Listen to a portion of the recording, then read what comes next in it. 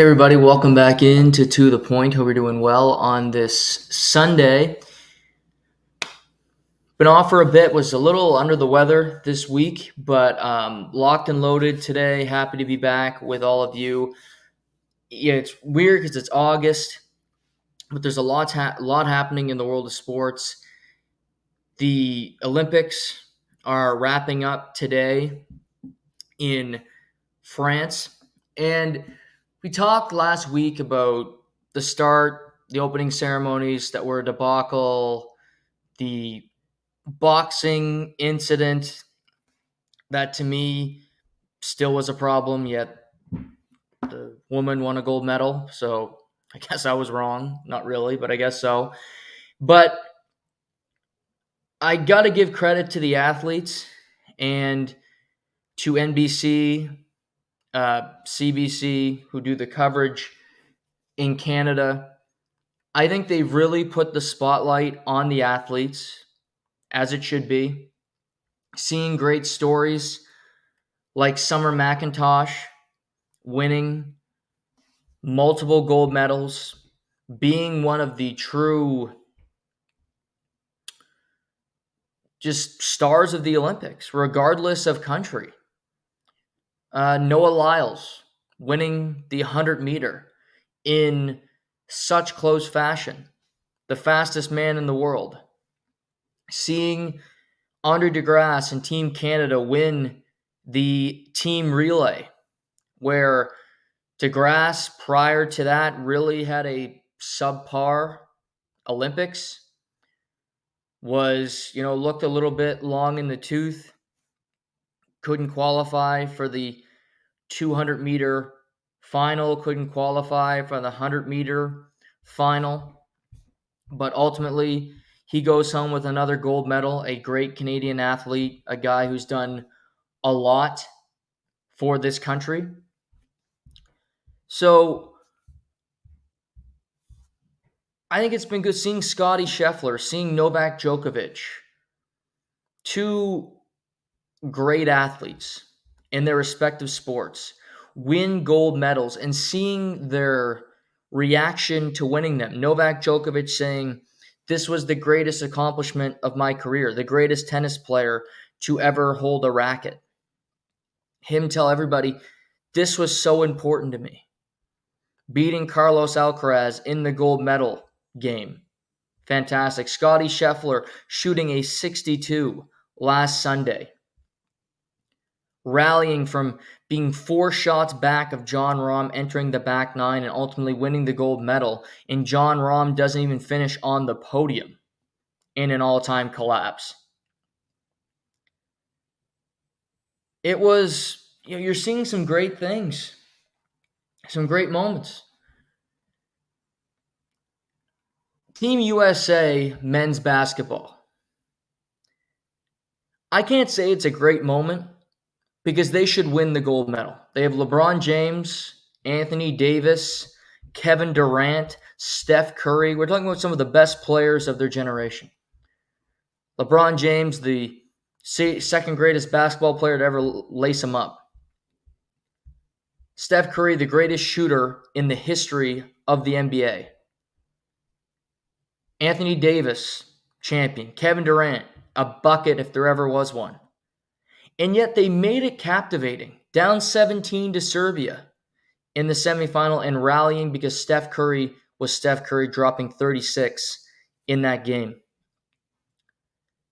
LeBron James getting multiple triple-doubles, the first player ever at the Olympics to get more than one triple-double, ever. And despite the fact that they should have beat Serbia, and they did, and they should have beat France, and they did, they made it captivating. The gold medal game yesterday was awesome. It was close. You saw Victor Wembanyama and just how good he is. He is on the rise. He is the future. I thought he played really well yesterday. A couple times he made Joel Embiid look foolish. Joel Embiid's a MVP. But ultimately, greatness prevails. And the United States have won 5 straight gold medals. Are they better than the 92 Dream Team? No. But I thought that argument was stupid to begin with. But you have great theater. You enjoy it. By all accounts, great ratings, which is fantastic.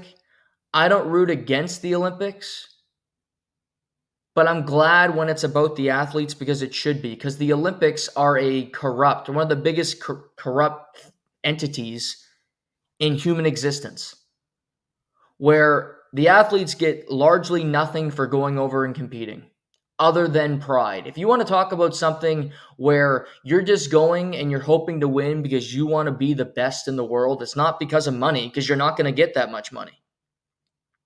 You win a gold medal in the United States, you get $14,000. You can go look up what every country pays. It's 14 grand in the United States if you win a gold medal. You might get a sponsorship deal, but Noah Lyles wants a deal with Adidas. He wants his own shoe. I don't know if they're going to make him his own shoe.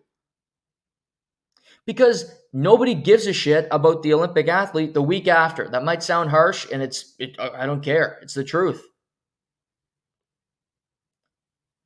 So it's all about pride. It's all about representing your country. To me, it's the most patriotic thing you can do other than fighting in war, honestly.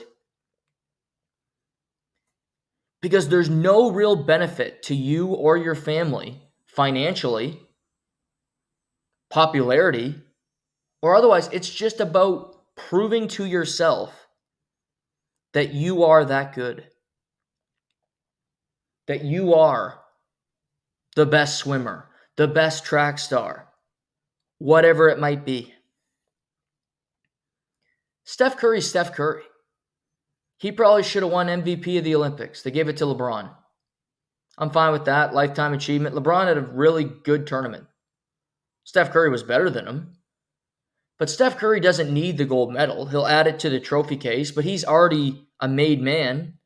He's a 4-time NBA champion. He's made over $300 million in his career.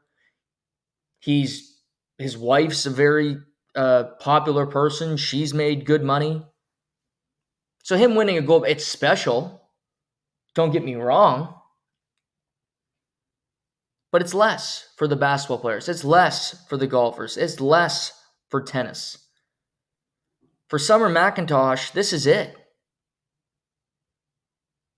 For Noah Lyles, this is it.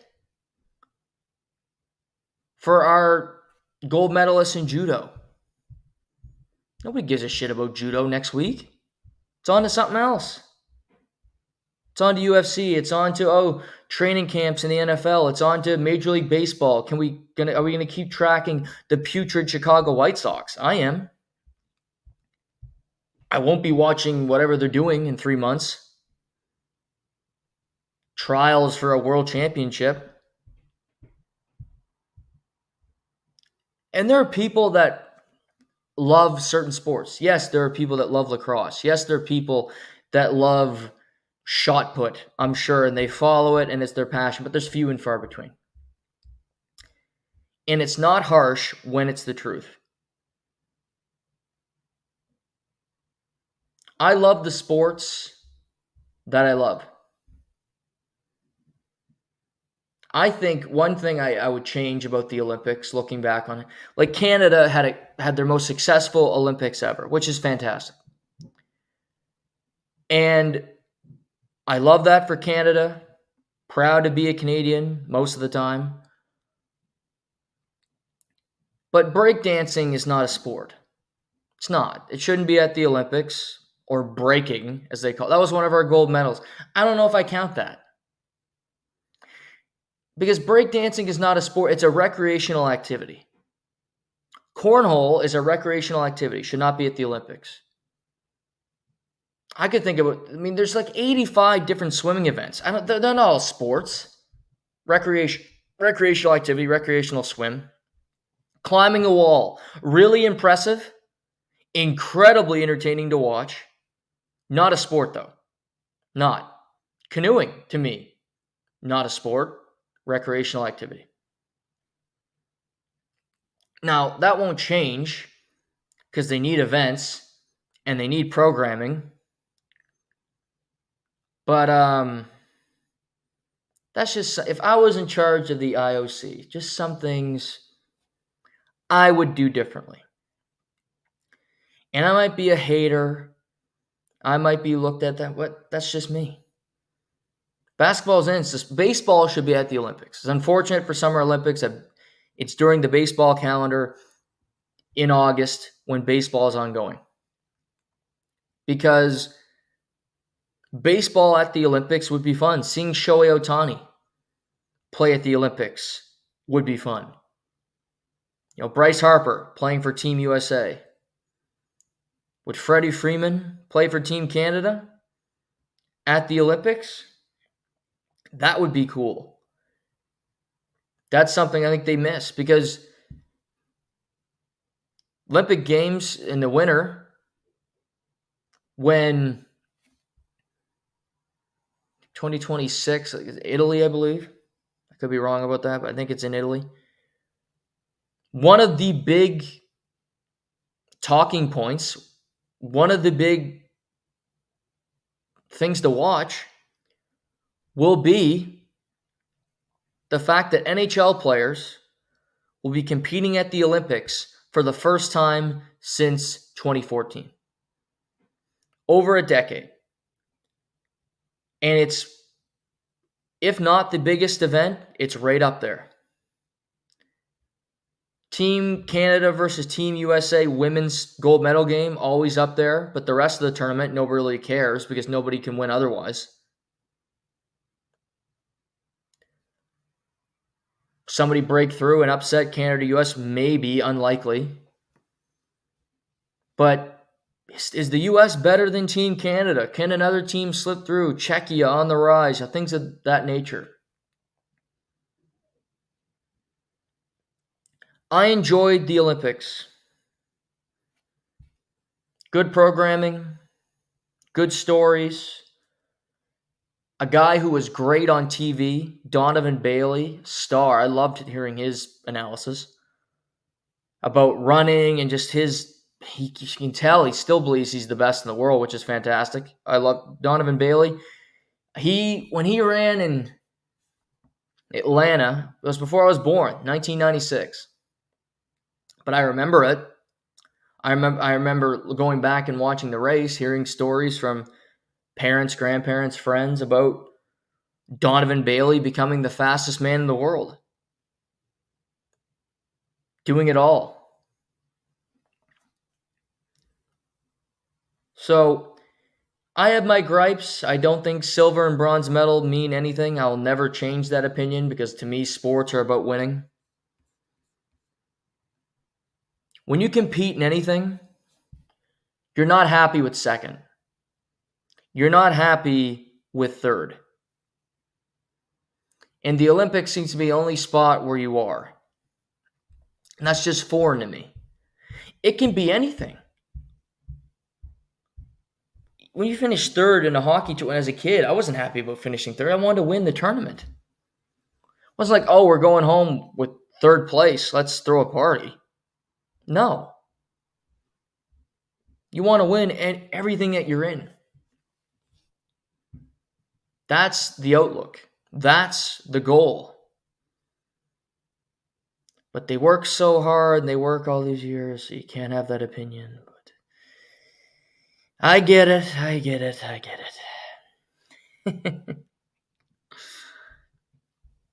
But before I move off the Olympics, Canadian men's basketball.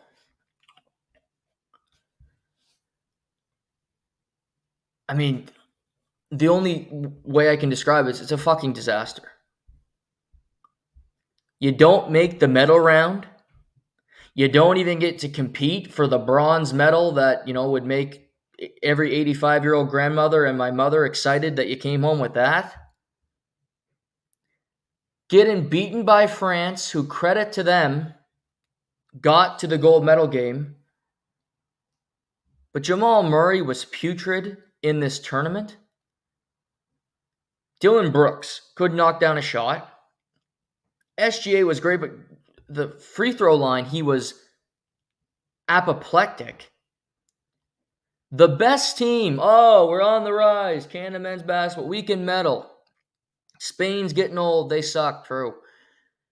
Serbia, they have the Joker, and that's about it. True. Germany's pretty tough. Yep. Germany didn't even medal either. Canada doesn't get to the medal. What? Wouldn't have had to play the U.S. until the gold medal game. Would have avoided them. Could have played Germany in the semifinal. Who knows if we would have beat them? I think it could have happened. But it's a straight-out disaster with this team. They were 3-0 in the preliminary round, barely. If you watch them, you know they weren't that confident. They didn't look that great. But I don't know if Jamal Murray was hurt or what. But since his injury, really, after winning the NBA, he has never been the same player. And I don't know. He just didn't have it. He wasn't a game changer. Our backcourt was supposed to be our strength, one of the best backcourts in the Olympics, any country. Could match the U.S. Devin Booker and Steph Curry pretty good. SGA, Jamal Murray. Devin Booker hasn't won an NBA title. Devin Booker's never really been in the close conversation for MVP. SGA has. Great player. Best player Canada's had since Steve Nash. Steve Nash, the multiple-time MVP. But the fact that we finish with 27 medals, 7 gold, I think, 7 or 8 gold, so really 8 medals, but that we didn't get one of the 27 from men's basketball, that hurts. That's a disappointment and something that just can't be accepted. We're not the laughingstock anymore. Canada's not the joke.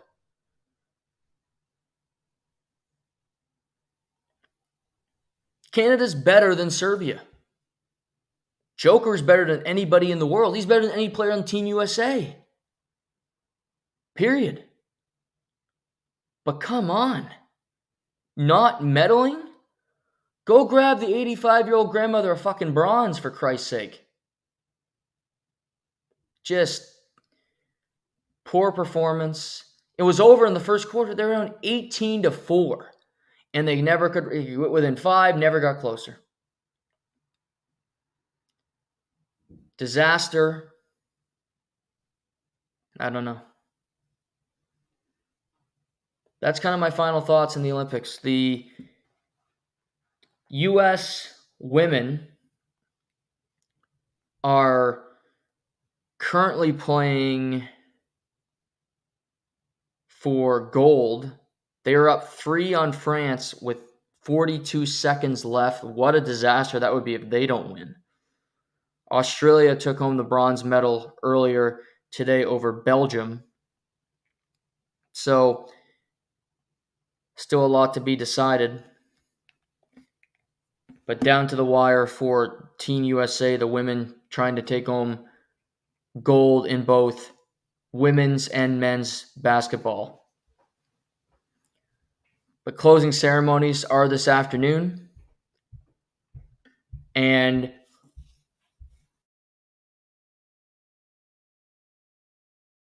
Evan Katzberg will be representing Canada.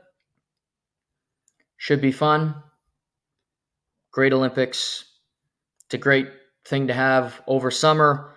Something to watch at nighttime. If you can't catch it during the day, you got prime time. You'll miss it for sure. Also this week, you had the Rogers Cup, as it were. That's what it used to be called. Now it's the National Bank Open, which is the tennis tournament in Toronto and Montreal. It's been interesting because Djokovic was scheduled to play, pulled out. Alcaraz was scheduled to play, pulled out because of deep runs. at the Olympics. Iga Swiatek did not play. You had Coco Gauff play. She was out early on the women's draw. You've had a lot of rain in Montreal in the men's draw. They're still playing quarterfinal games this afternoon. They're hoping to wrap up the tournament tomorrow on both the men and women. You had Yannick Sinner, who his body tightened up yesterday. He lost to Andrei Rublev in the quarterfinals, the world number one, out in the quarterfinals.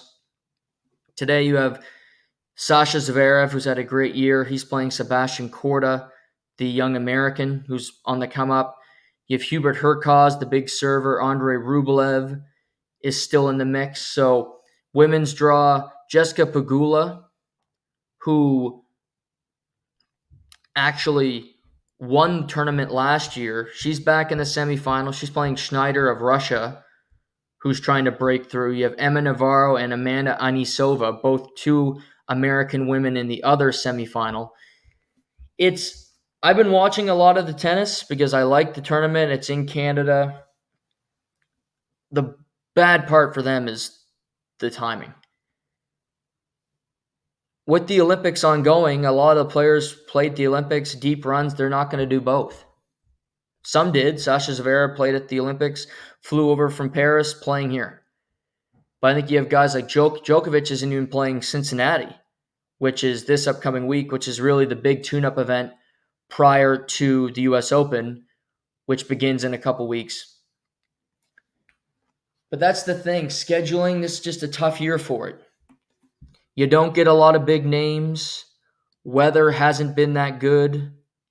I'm watching. Crowds aren't fantastic, if I'm being honest. A lot of empty seats. So, it's unfortunate. Good tennis is tennis, and if you like tennis, you're going to watch it. Cincinnati should be better. They'll have better representation, better talent available. But the women's draw, if Jessica Pegula can get to the final again, that's a good thing. Her family owns the Buffalo Bills. She's a hometown favorite. She could win the tournament back-to-back years. She's a good player. She's been in the top 10 for a long time. Has never won a major, but has gotten extremely close. Coco Gauff going out, she's continuing her slide. She's not really playing rough heading into this U.S. Open season where she had a meltdown at Wimbledon. She had a meltdown at the Olympics. She's a young girl. She'll be a defending champion with a lot of pressure at the U.S. Open. So I'm curious to see how it goes for her over the next couple weeks as we get into the U.S. Open in prime time, which is another great time of the year under the lights in beautiful New York City. So, tough week for the National Bank Open. But there'll be matches that afternoon I'll be watching. I'll be tracking it. Just a lot of guys having to play multiple matches in one day just to try to get this tournament wrapped up in time. Let's pivot to Major League Baseball. Trade deadline is come and gone. Teams are where they are. I kind of want to talk about a couple different things here. First off, the Atlanta Braves, if you're not following closely, they are in a tailspin. They're struggling. They got injuries. They can't win a game right now. They currently are in the third wild card spot, only 6 games above 500, which has not been. They've been cruising into the playoffs the last number of years, but they're struggling. They can hardly beat the Colorado Rockies right now. They have a tough schedule down the stretch and a tough NL East with a lot of pretty solid teams, if we're being honest, other than the Nationals, who stink. But the Braves are losing. The Mets are only a half game back. The Mets are playing some pretty good baseball. They're playing the Mariners this weekend. But the Braves are hoping that Jorge Soler could have brought in something. gave them some juice. They were hoping they could contend with the Phillies. That's not going to happen. They're 7.5 back. The Phillies are winning the NL East. I think they're going to cruise to the NL East title. But the Braves are a story to watch. The Diamondbacks, post All-Star break, are on fire. They're playing the Phillies this weekend. They've taken 2 of the first 3 games, winning 11-1 at home last night. Rematch of the National League Championship Series last year. They played the Guardians, where they swept the Guardians in Cleveland. Took 2 of 3 against the Pirates. They're playing really good baseball. Although Zach Gallen and Ketel Marte, 2 of their best players, were injured in last night's game. Coming up for the Diamondbacks, 3 against the Rockies, 3 with the Rays, 3 with the Marlins, Red Sox, Mets. A lot of teams that likely won't be in the playoffs. They do have a tough September with Dodgers, San Francisco, Houston, Texas, Milwaukee, the Brewers again for 4, San Francisco, and finishing at home against the Padres. But the Diamondbacks, who were a playoff team last year, I thought would be a playoff team this year, are 65-53. They're finding their stride. Josh Bell, who was a guy that they had to take on. Miami had to pay money to get rid of him. They're paying some of his salary because they didn't want him. He's hit 4 home runs in his last 3 games. He's getting on base. He's being a factor for this team. They're getting better pitching. I think the Diamondbacks are going to be a playoff team in the National League. If they get hot, they can push the Dodgers. The Dodgers, who have 68 wins currently. You have the Padres, who have 66, the Diamondbacks, who have 65. So it's a tight National League West, with the Phillies currently leading the National League with 69 wins overall. But you have tight races there, but then you also have San Francisco, who's a 1.5 back. Since the All-Star break, selling some pieces. They've gotten hot. Cardinals are 2 back. The Cubs, 3.5 back. Who knew if you play bad teams in your schedule, you might get some luck. They're playing the White Sox this weekend. Beat them twice, the White Sox. But the Cubs are still technically in the race. Pirates are 5 back. Cincinnati, those teams are falling out of it. But Cincinnati, despite the fact that they're 5.5 out, 5 games under 500, I love watching Cincinnati Reds because you get to see Elly De La Cruz, who is the most electric player in baseball. To me, of any position player, he is the most electric. He's the guy that you want to see. He's the guy that is just awesome. Batting .264, 20 homers, 50 RBIs, 59 stolen bases so far this season for Elly De La Cruz. And he plays shortstop. He can gun you out from anywhere. Huge arm. I love him. To me, he's the most electric player in baseball. Paul Skeens is that for pitchers, but he's only out there every 5th day. You can only market that so much. Elly De La Cruz, you say, hey, I'm going to go watch the Cincinnati Reds this afternoon. They're in Milwaukee. You're going to be able to see Elly De La Cruz. And you'll probably watch him do something pretty incredible. So that's great. There's some good stories. I love tracking bad teams. I don't know why, but I do. I like when the NFL season, when you have a team that hasn't won a game, and it's like week 14. I find that incredibly captivating.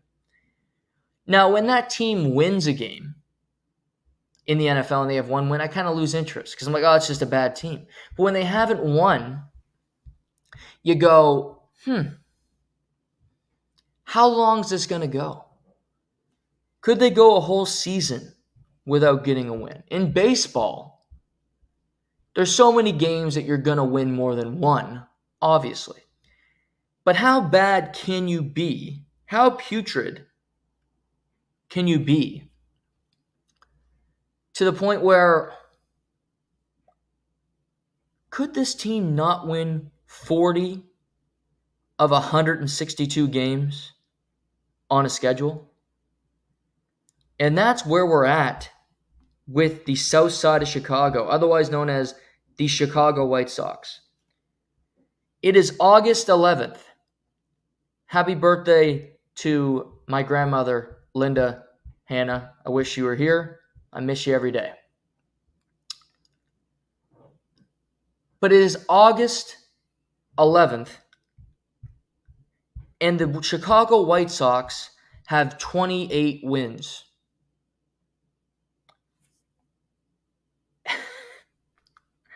They are 28 and 91. They recently fired their manager and their hitting coach, who is the former Toronto Blue Jays manager, Charlie Montoyo. Grady Sizemore comes in. His first two games, both against the Cubs, they lose both of them. They are on pace to finish with 39 wins, which would be the worst ever. Be worse than the 1962 Mets, who won like 41 games that season.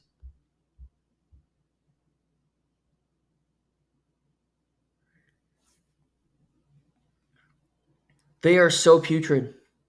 And yet there are so many teams that have smaller payrolls than Chicago White Sox. Baltimore. Baltimore. The Oakland Athletics have a smaller payroll than the Chicago White Sox. The White Sox are just something to behold. They truly are fascinating. This week, the White Sox host the Yankees for 3 games. Now, the Yankees have their faults, but the Yankees are trying to win. They're trying to win the AL East. Then they go to Houston for 3 at San Francisco. I mean, I don't think they're going to get to 40 wins. I don't think there's 12 wins the remaining on their schedule. This team loves to lose. I love following them because they are so awful. The Oakland Athletics have 49 wins. The Oakland Athletics are 20 games under 500. They are 16 games out of a wild card spot. Going nowhere, awful, moving to Sacramento, possibly moving to Vegas. We don't know. Weird kind of situation. They are 16 games out of a wild card. The White Sox are 37 and a half games out of a wild card spot. 37 and a half. That is, it's incredible. And that's why you have to watch the White Sox to see if they keep losing night after night after night. How many are they going to have? Over 120 losses? I think so. 100%. Because they stink. They stink. There's no feeling in that locker room. When they beat Oakland on Tuesday, it didn't even seem like relief. It seemed like, okay, there was no real celebration. No real feeling from the White Sox. Their next game, they lose to Oakland, and then they fire the manager and the hitting coach. It's fascinating what's happening with the White Sox. And I wish I didn't love following putrid teams, but I do. Like, people complain about, like, the Texas Rangers have had a disappointing season. No doubt. 7 games under 500. They won the World Series last year, thinking, okay, let's run it back and win it again. Really hard to do. It's hard to be the Kansas City Chiefs. It's hard to have continued excellence. That's why people like Patrick Mahomes are so good, because you can do it year after year after year. Where Texas, you go, we're going to miss the playoffs by a sizable margin. Even in a lesser extent from Kansas City Chiefs, the Houston Astros have been to 5 straight AL championship games. That's an incredible feat to be that consistent, that their front office to build that much of a winner. Roster turnover, players coming, players going. Seeing really good players walk out the door, and yet you look up and go, wow, the Astros, shitty start to the season. Every year it seems like they're finally going to fall off. 6 games above 500. Currently leading the American League West. I think they're going to find a way to make the playoffs again this year. And if they get to the playoffs, you never know. Because nobody has more experience than them. Nobody. That's continued excellence. That's really impressive to be that good consistently.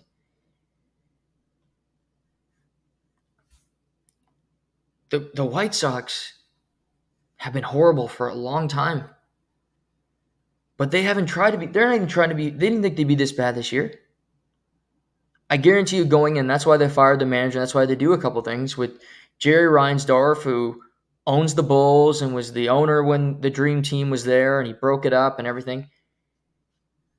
He's got 7 rings, 6 from the Bulls, 1 as the owner of the White Sox.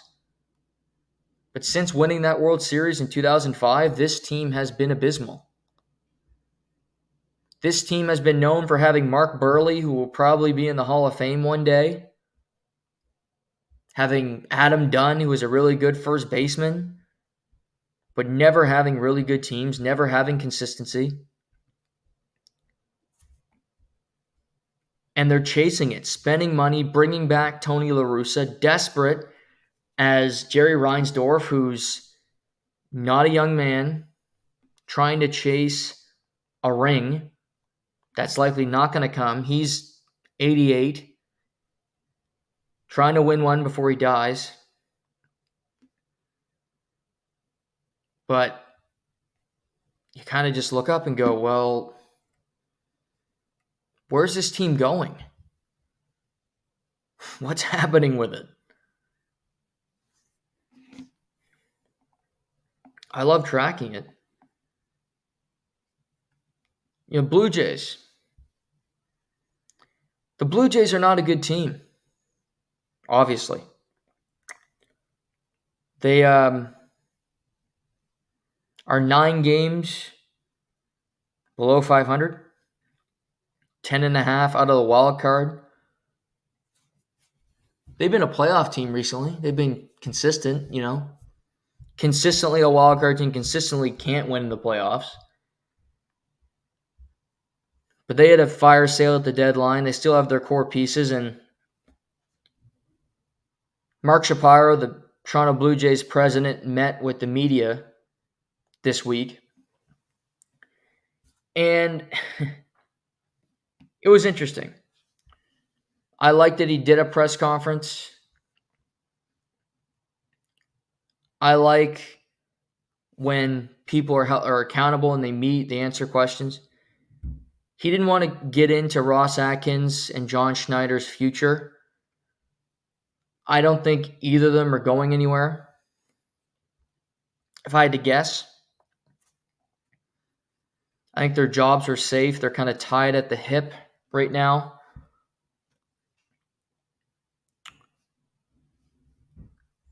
The one thing I disagree,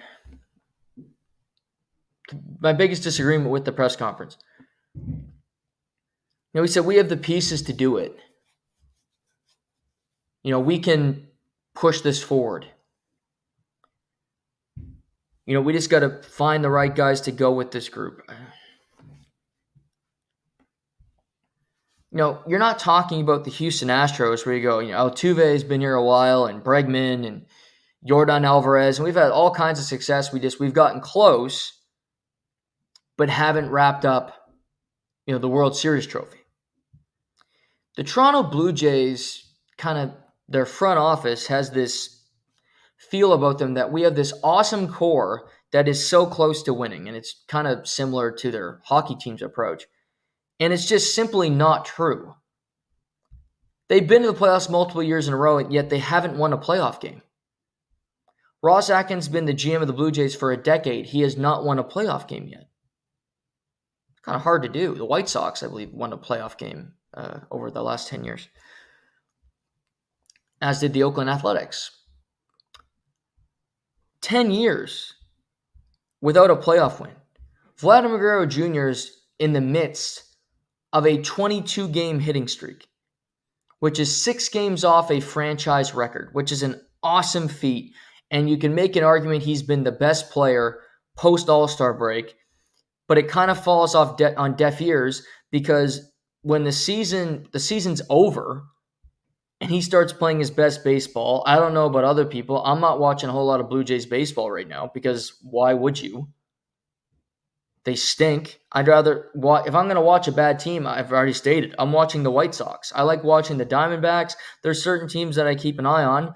When I see the Blue Jays on sports, I'm going to League Pass. I'm going somewhere else. I'm not watching Blue Jays Athletics this afternoon. I'll tell you that for free right now. But Guerrero Jr., Bichette, Springer, we've seen this core, and they haven't won anything. They haven't got close to winning anything. This core hasn't won a division title. And yet, it's like this feeling of, no, we can do it. We're really close. And I'm not buying it. Because you're not close. You've never been. I understand you go get free agents, you try to help your core. Who's playing catcher for this team?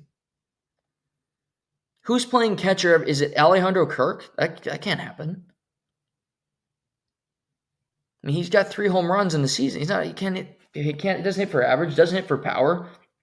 He's a liability every time he's on the base pass. Double play waiting to happen. So, I don't see it. I don't think they should have traded Vladdy. I agree with that decision. Because I do think Vladdy is a piece that you can build around. I think Bichette can go. Now, what you can get for Bichette, that's a whole other story. He is a wounded gazelle right now. He's had an awful season, brutal numbers, hurt every other day, bad hamstring, and you kind of go, what are you? What are you bringing to the table with this team? What value are you bringing? Not a whole lot because you're injured constantly. I don't think Bichette wants to be a Toronto Blue Jay either. I don't think it was his dream to grow up playing in Canada. I think Vladimir Guerrero Jr., he has ties. His dad obviously played Montreal for a long time. I think he wants to be a Blue Jay. I think he'd sign a long-term deal. Now, what that number will be at beats me. $30+ million a year. Do you want to pay him that money? Is he worth it? All questions that need to be answered. George Springer, you're likely not trading him because it's a bad contract. You knew that it would be a bad contract, and you're hoping to win before he gets into these latter years. He's not a center fielder anymore. Okay, he can play right field. His hitting for average sucks. He's not a leadoff hitter anymore. This team's not close. This team's prospects are all either injured or suspended. Alek Manoah is done with the Toronto Blue Jays. I don't see a future for him. Excuse me. He's Again, he's another guy, wounded all the time, not available. Vladdy, 23 homers. You like that? Varsho, really great defensively, but he bats 203. Doesn't have great power. He's got 13 home runs. That's okay. Kenny Beers, the Blue Jays, when they were a good team back in the day, they had Kevin Pillar playing center field, and he didn't really hit for average either. You can maybe say Davis Schneider's not an everyday player. Great story. You love Davis Schneider, the mustache, all that crap. He's batting 208. And the shines wore off, and he's a piece that you can throw on a billboard, but he's not a player you want playing every day. Ernie Clement, I like him. I think he's a guy you keep. He's a kind of off the bench, really good bat you could have. Spencer Horwitz, I don't mind him, good player. Other than that, who do you want on this roster? Nobody. Pitching,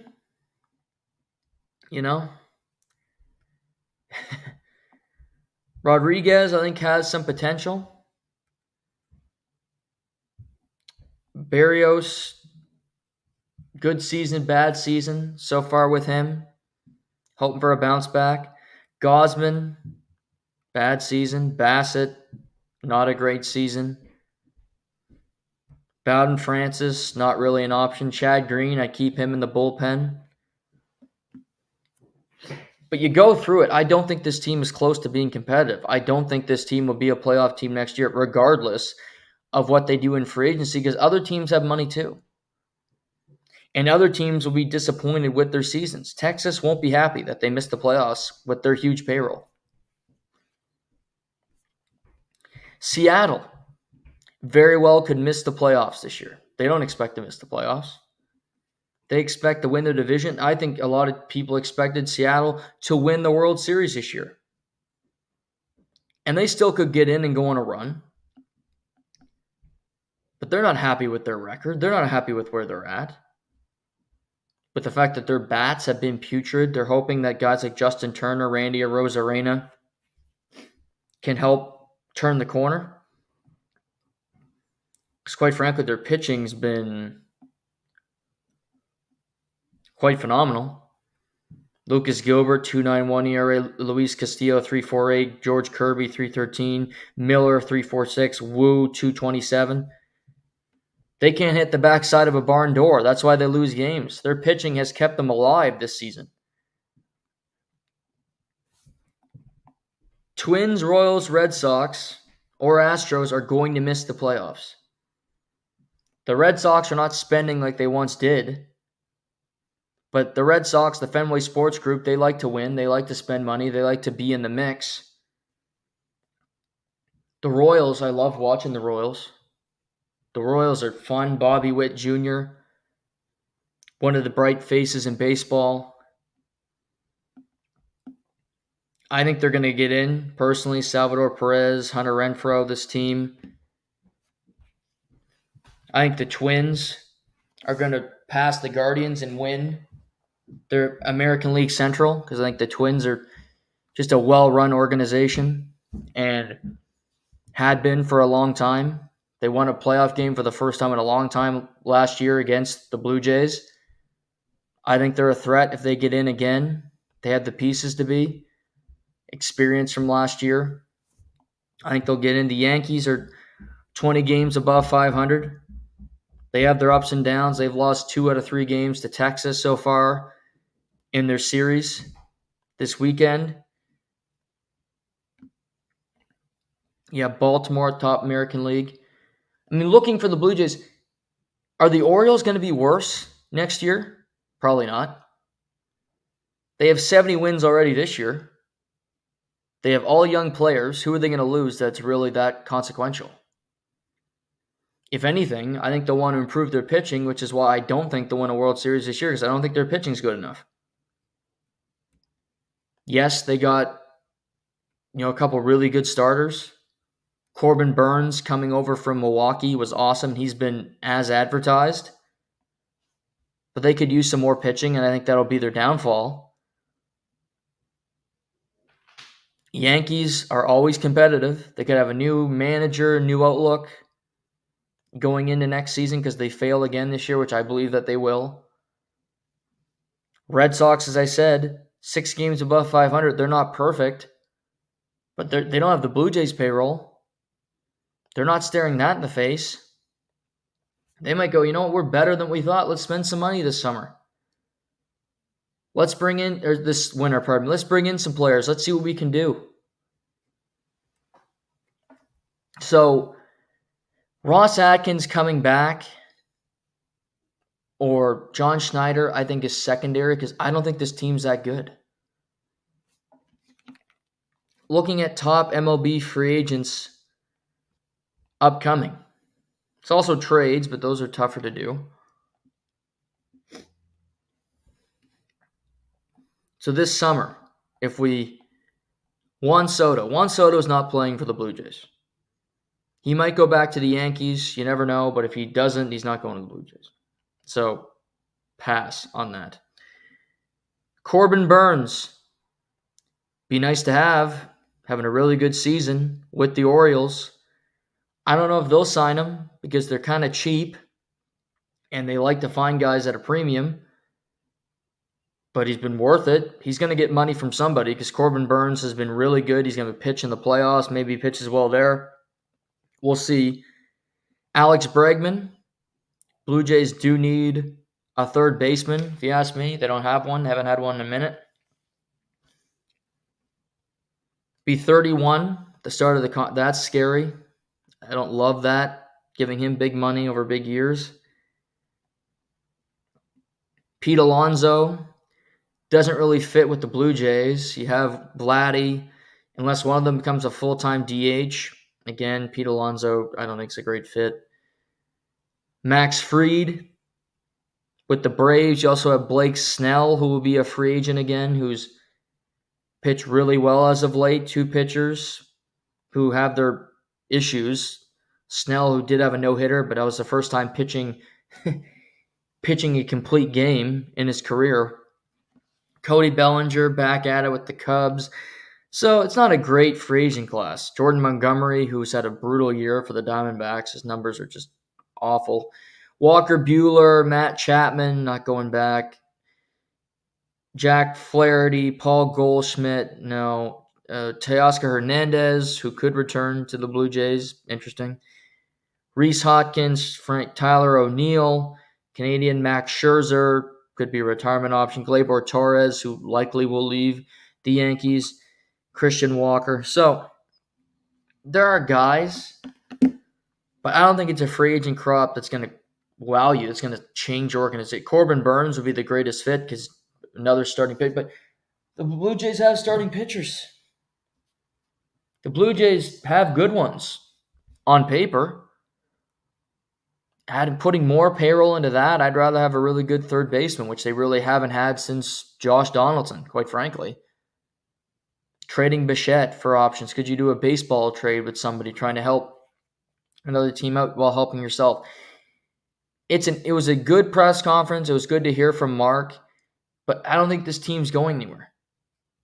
I don't think this team has the players to really go, you know what, this is what we're going to do. Orioles have a foundation. Diamondbacks, honestly, have a foundation. That's why they're competitive multiple years in a row, trying to win playoff games multiple years in a row. Padres have that foundation, have some pieces, have had playoff success that you can kind of look at and go, you know what, maybe the Padres can do something here. Unless the Jays want to trade for Mike Trout, which I'm sure the Angels would love because they don't want to keep paying him to be injured, which is unfortunate because Mike Trout's one of the best players in baseball history, but his body's kind of let him down. And he's out of sight, out of mind because he plays for the Los Angeles Angels of Anaheim. And the games start at 11 o'clock at night and nobody cares, and it's unfortunate because he's a phenomenal talent and he's one of the best players ever. He's played in 3 playoff games his entire career. Lost them all. That was a decade ago. But yeah, some Sunday slate of MLB games today that are ongoing. Rangers, Yankees wrapping up. Astros looking to sweep the Red Sox in Boston. Orioles trying to sweep the Rays in Tampa. Guardians, Twins, which has been interesting. Two really good teams there. Phillies, Diamondbacks. Phillies trying to get the split in Arizona. You also have Mets, Mariners on Sunday Night Baseball this evening. Let's move to the Ultimate Fighting Championship, otherwise known as the UFC. Last night there was an event at the Apex. Nothing really to talk about there. A forgettable card. No real big names. But we got through it and we're on the road to UFC 305 this upcoming Saturday in Perth, Western Australia, where Israel Adesanya returns to the octagon for the first time in almost a year to try to win back his middleweight title against Dricus du Plessis of South Africa. Two guys that have had a long history, two guys that don't like one another, two guys, and we'll talk about it more in the betting line this week as we get into it. But really interesting fight, pretty solid card going on in Australia. Also have the Sphere card that will be happening in September 14th with Sugar Sean O'Malley headlining against Merab Davishvili. But since we last spoke, there's been a lot of announcements by the UFC about future fight cards, future upcoming items. It started really with the lightweight champion of the world, Islam Makhachev, saying that he just had surgery on his hand after his fight with Dustin Poirier in June, and that he wasn't 100%. He needed surgery. He was going to need some time to be able to come back and be fully healthy. So what that meant was he won't be fighting in Abu Dhabi at the end of October. So this really was like kind of a scramble for the UFC to go, who's going to headline in Abu Dhabi? Because they're doing a lot of events there. It's a huge market where they're pumping money. Saudi Arabian Turkish Al Sheikh, who does boxing events, who's now in partnership with the UFC, they are sponsoring the Sphere card, otherwise known as Riyadh season. So they're putting big cards in Abu Dhabi / Saudi Arabia. And on October 26th, UFC 308, Dana White announced basically the main card, and it's an awesome event, headlined by the featherweight title fight between Ilia Topuria and Max Holloway. Back at UFC 300, Max Holloway knocked out Justin Gaethje. Centered the octagon with 1 second left to go in the fifth round. And with that win, he solidified himself with a title opportunity at either 155 or 145 pounds. And he wanted to go back down to 145, which was his natural weight, which is where he was a former champion. And Ilia Topuria, winning the title back in February, will be defending it for the first time against one of the legends of mixed martial arts.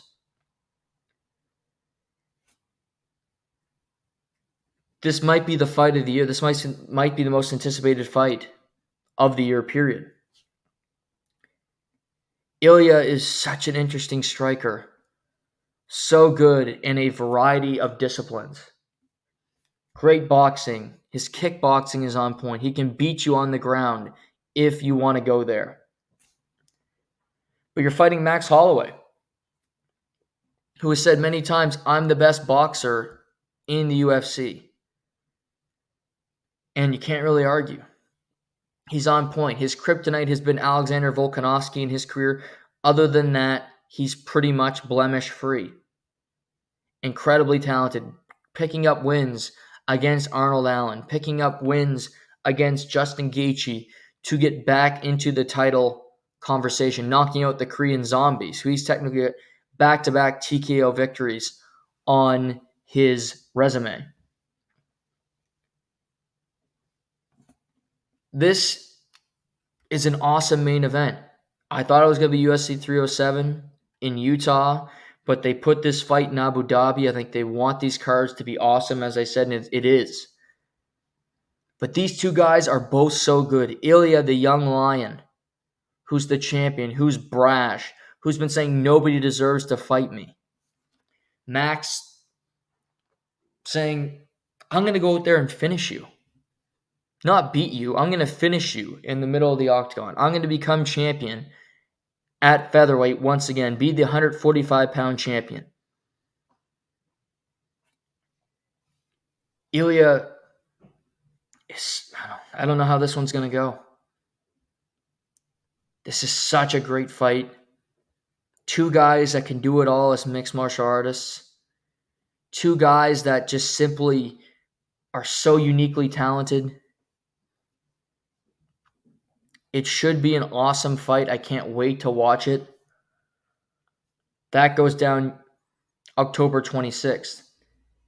Also announced for that card, in the co-main event, 5 rounds, Robert Whittaker will take on Khamzat Chimaev. It was supposed to happen in June. Chimaev had to pull out of the fight because of an illness. Robert Whittaker is just a flat-out badass. He goes, okay, this guy pulled out of a fight, I'll fight him again. I'll go to his backyard again, and I'll beat him. Robert Whittaker's kind of like Max Holloway. Two guys that are former champions that suffered some losses. Whittaker to Israel Adesanya, Holloway to Alexander Volkanovski. And they fought their way back. Whittaker getting in there, beating Paulo Costa, then getting a huge knockout victory in the first round back in June. And now Chimaev, who's pulled out of more fights than he's been in the UFC. All kind of injury concerns. And Whittaker goes, you know what? I don't care. I'll go back to your background and I'll beat you in a 5-round fight where I think if Robert Whittaker can win this, he will be back in the conversation to fight for the middleweight championship of the world. He's lost twice to Izzy. He's lost once to Dricus. But he's earned it. The Reaper is in that conversation. One of the best middleweights ever. Game to fight anybody. Will go into anybody's backyard to fight. Chimaev, a lot of guys don't want to fight. A lot of guys avoid him. And Whittaker goes, I'll fight you twice. Are you going to show up?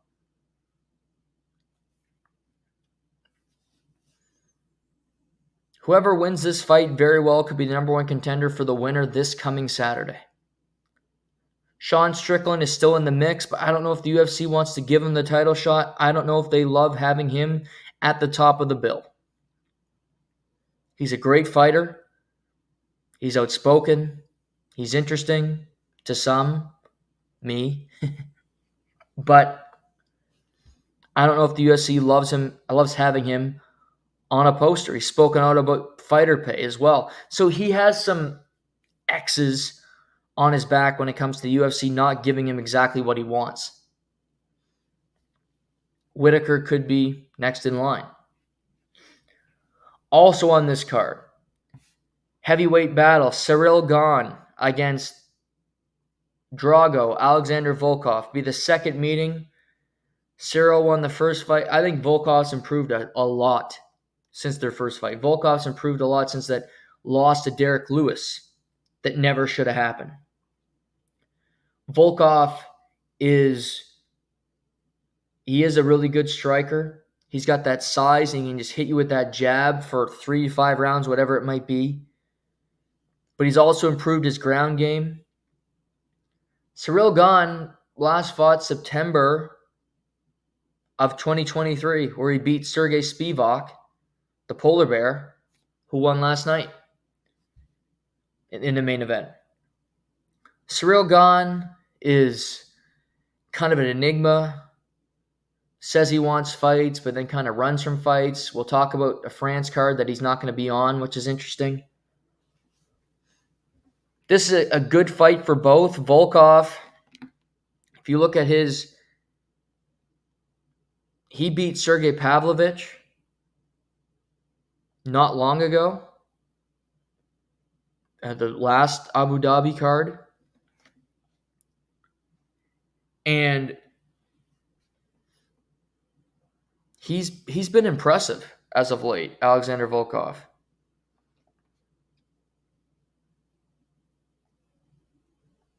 He's been in there with everybody. Since the loss to Tom Aspinall in March of 22, defeated Jairzinho Rosenstrike via TKO. Defeated Alexander Romanov via TKO. Submitted Tai Tuivasa and defeated Sergey Pavlovich via unanimous decision. Now he gets Ciryl Gane. Ciryl Gane's only 2 losses as an MMA fighter are to Francis Ngannou and to John Jones. 2 of the all-time great heavyweights. Volkov looking to get back into a title. He's gotten so close, but never to the top of that mountain. This is the fight to do it. Also on the card, light heavyweight Magomed Ankalaev, who's been out for a while, who we thought might be fighting Alex Pereira for the light heavyweight title. No, he's fighting Alexander Rakic. Rakic, who got knocked out by Prohaska at UFC 300, gets back in the cage against Ankalaev. Ankalaev says, I'm going to go knock out Rakic, and they can't say anything to me. They have to give me 2 per... people have said, Daniel Cormier said this on his podcast, that he believes UFC is not putting Ankalaev in there with Pereira because they're worried that Ankalaev will become champion and the UFC will lose their golden goose. I think there's validity to that argument. Pereira has an interesting style. Ankalaev is different from a Jamal Hill. He's different from a Israel Adesanya. He's more, he can bring you to the ground. He can choke you. Although he did fight Jan Blachowicz, Jan Blachowicz is a former champion who beat Izzy, who is a grappler. So I think there's validity to the argument, but I also think Alex can beat anybody. I truly believe that. I think the UFC wants to see what happens. Is John Jones going to retire if he wins in New York? Sounds that way. If John Jones retires, the UFC heavyweight title becomes vacant. I think the next best fight you can make is Tom Aspinall against Alex Pereira to become undisputed champion. Alex with the opportunity to become a 3-division champion in the UFC. That's fascinating. There's also, if Israel Adesanya wins this weekend, do you do Izzy versus Alex 4? That's interesting. It would be 5, technically. They fought twice kickboxing, twice UFC. This would be their 5th fight. That's an option. So I think they're not booking this because they want to avoid Ankalaev. I think they want to wait to see what happens, to see what they can do with Alex, because he puts on big fights and he's fought a ton. He deserves some time off. Also on the card, Leron Murphy against Dan Ige in the featherweight division. Leron Murphy is a stud. Dan Ige fought on short notice at UFC 303. I thought he'd be fighting at the Sphere. Instead, he's fighting in Abu Dhabi. Still a great opportunity, a great card, great fight. And Jeff Neal against Rafael Dos Anjos. 2 veterans at the 170 in the welterweight division get an opportunity to throw down in Abu Dhabi. That's the main card, 6 fights. One of those will be a prelim fight. But that's a stacked card. Those are awesome. That's an awesome event. Again, they love these events. They're big money put into them. And I can't wait. It's awesome.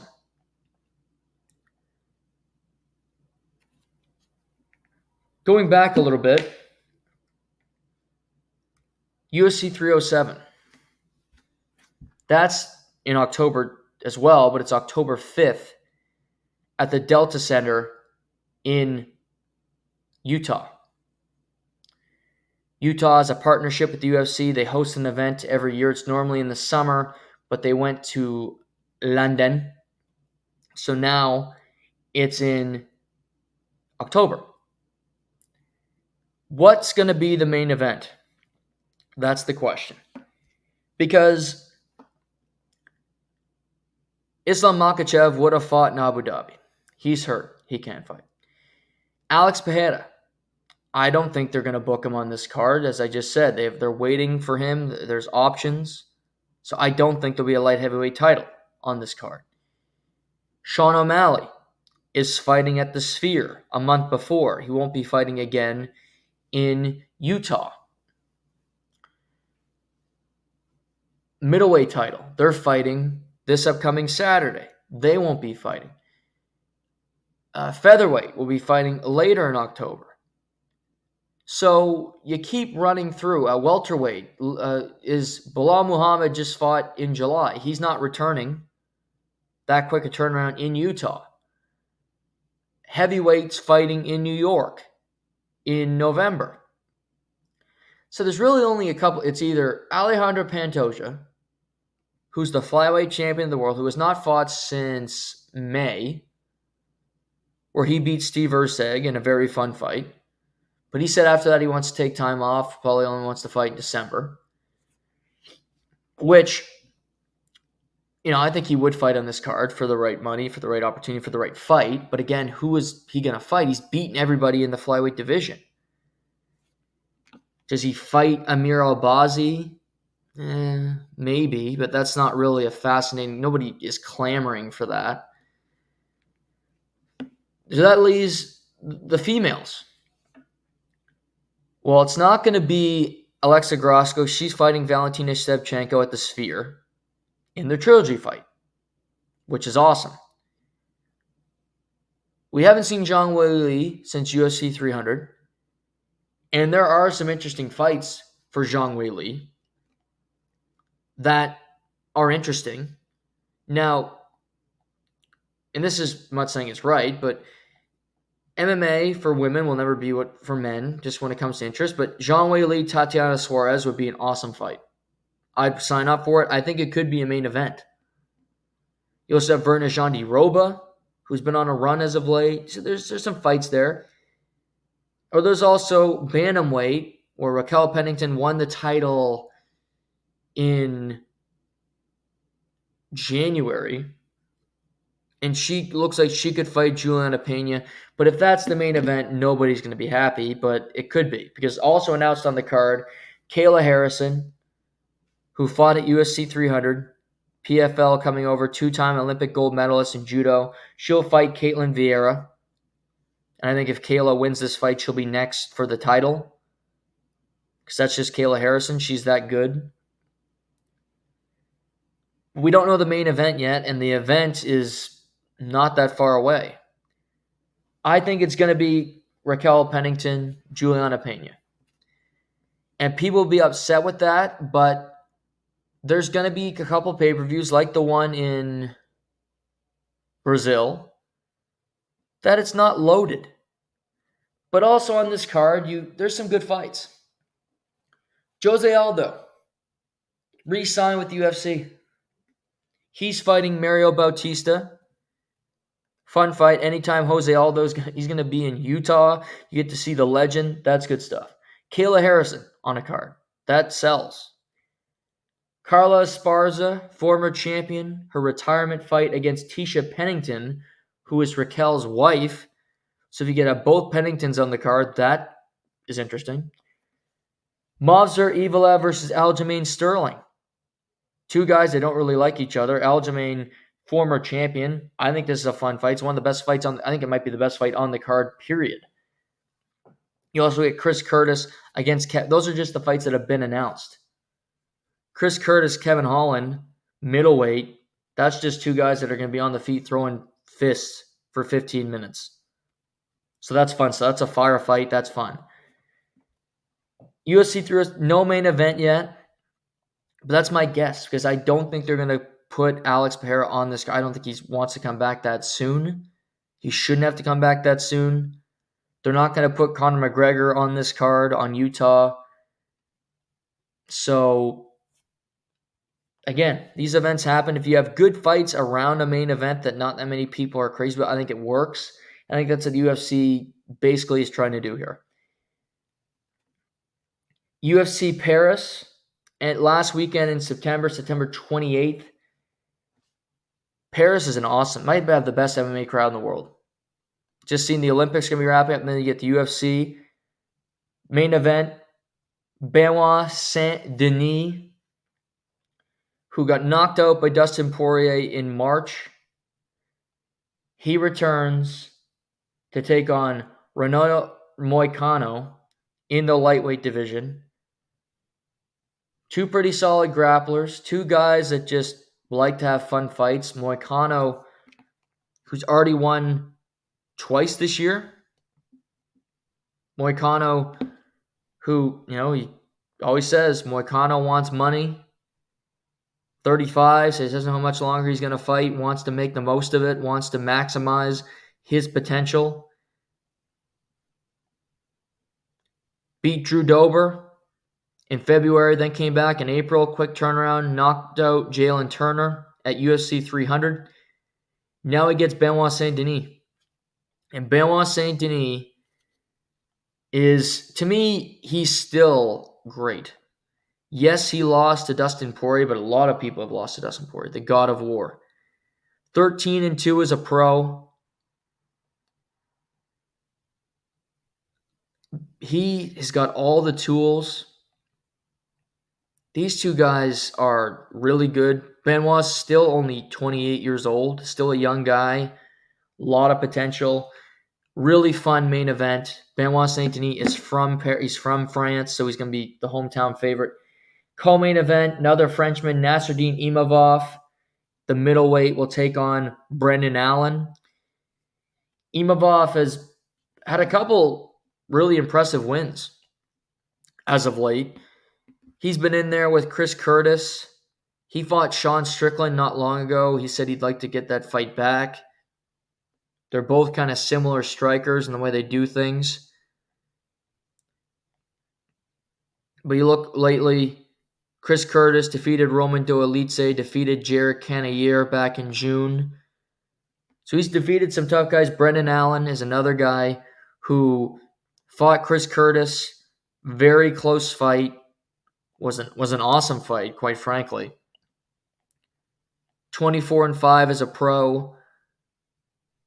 Has won 7 straight fights. His last loss was in December of 2021. So Brendan Allen heading to enemy territory. Should be another fun fight. UFC Paris, looking like a good event. Prior to that, you have in October, Brandon Royval, Tatsuro Taira, flyweight main event. Awesome scrap. Taira's on the rise. Brandon Royval's trying to hold it down, if you are. He's a guy that's gotten close to the title a number of times. Hasn't kind of overcame it. But he defeated Brandon Moreno in February. If you look, he loses to Pantoja. But other than losing to Pantoja, he defeated Kai Kara France, defeated Tim Elliott. He's been in there with good guys. Defeated Matt Schnell via a submission guillotine in the first round. So he gets Taira, who's undefeated at 24 years old, who, since coming to the UFC, has multiple finishes.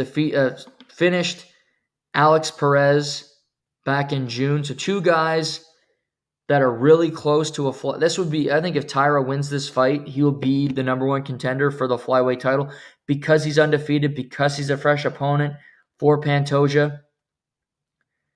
So that's upcoming. August 24th, so the weekend after So 2 weeks from now, you have Jared Cannonier against Kai Bahadio, middleweight main event at the Apex. Fun fight, good scrap. Neil Magny against Michael Morales in the co-main event at 170 pounds. So there's always stuff happening in the UFC. Always fun fights. We'll preview this upcoming weekend coming up. Next show likely on Wednesday of this week, so we'll get into that on Wednesday as we dive into everything happening in the world of sports, and UFC 305 will be a top of mind, I'm sure. We'll also kind of talk about preseason NFL. I've been watching a lot of it, enjoying it, so we'll get into that as well later in the week. Thank you guys for joining me on this beautiful Sunday. Enjoy the rest of your weekend. We'll talk to you later in the week. I'm Noah Warren. This is To The Point.